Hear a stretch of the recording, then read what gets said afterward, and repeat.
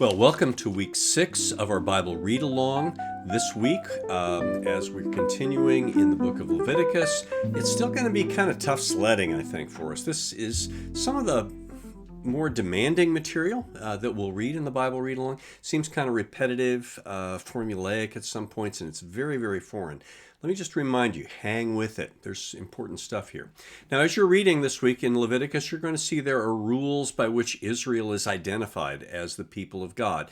The rules of pure and impure for Israel are all involved with symbols that were understood at the time of the ways that Israel was being identified as a special people who live among pagan neighbors, but who belong to Yahweh alone. Now, there are other laws that Israel is given that are about dealing with other people, living with other people, and these are more matters of moral behavior. These are really expressions of the love and generosity and kindness of God as we interact with one another. And so this is where we read famously in Leviticus, love your neighbor as you love yourself. In the middle of all these other strange rules, that comes up. Why? It's an expression of God's grace, God's kindness. And there are other rules about honoring God. The priests in Leviticus are told very specifically what to do so that they do not introduce other practices. And we see some of the priests actually failing because they're introducing what Leviticus calls strange fire. They're practicing things that were typical of the pagans, but which God had not given Israel. Now, in Leviticus, there are also feasts. These are very interesting. I love feasts. I love following the God of the Bible because he's all about feasting.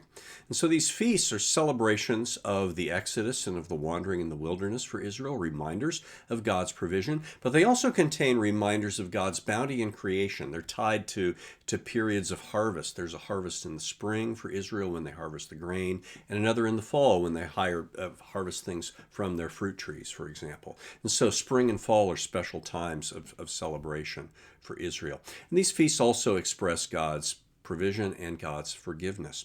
Now, there's something very interesting in Leviticus. We learn that Sabbath for Israel is not just one day a week, but it's also 1 year out of every 7, and then every 50th year. After 7 sevens, we have 2 sabbatical years in a row, and that's called Jubilee. Why all this time off?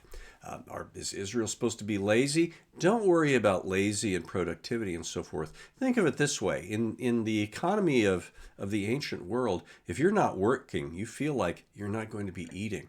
And so by not working, Israel is expressing dependence on God. And by giving Israel times of rest, God is really covenanting with them to supply their needs no matter what happens. Now, Israel is going to be very bad at Sabbath keeping. Amazing. You give people a day off and they say, I don't want to take it. But that's what Israel does because they're self-dependent. And so later in the Old Testament, we'll see how the prophets, especially Jeremiah, will say, God is going to bring exile on Israel and Judah to give the land all of the Sabbaths that we have missed before. Now, there are some strong punishments articulated in Leviticus in this latter part of the book, including the punishment of death. Now, this seems very cruel, but there are several things that we need to keep in mind. One is that there is no provision for incarceration as a punishment in Israel or in the ancient world in general. They didn't use prisons the way we do. Now, I'm not suggesting that prisons are better or worse, just that this is a difference, and we need to understand that there's a limited array of punishments which the community can exercise. For Israel, according to God's law, the punishment by death was to be executed, as you will, by the entire community. This is the reason for stoning. Everyone, all of the adults in the community are to participate. And this really means that if the community is objecting to this, or if those within the community object, it can put a stop on what otherwise would be an unjust punishment. Now, this is by no means a perfect system, but it goes along with the pattern that we see in the Torah of God bringing his justice upon people when they prove to be disobedient. And so that pattern is also exhibited in the law that God gives to Israel, but there's also the provision of mercy. So Leviticus is bringing together the reality of justice with the blessing of God's forgiveness. Now, we're also beginning the book of Numbers. This is now our fourth book of the Torah. We're making great progress. The book of Numbers is called because it includes censuses of Israel at the beginning and end, and the numbers here are huge. This is a large, large multitude of people, reminding us it's a huge miracle God is doing by bringing them through the wilderness. It also shows some of the practical organization that God brings to this multitude, so they can live and thrive in this very harsh environment where they're found. And we see here the priesthood and the tabernacle being set up, Passover being observed for the first time, and then Israel moving on from Sinai. So this is a long story, the story of God's dealings with his people in Egypt and in the wilderness and leading up to the conquest.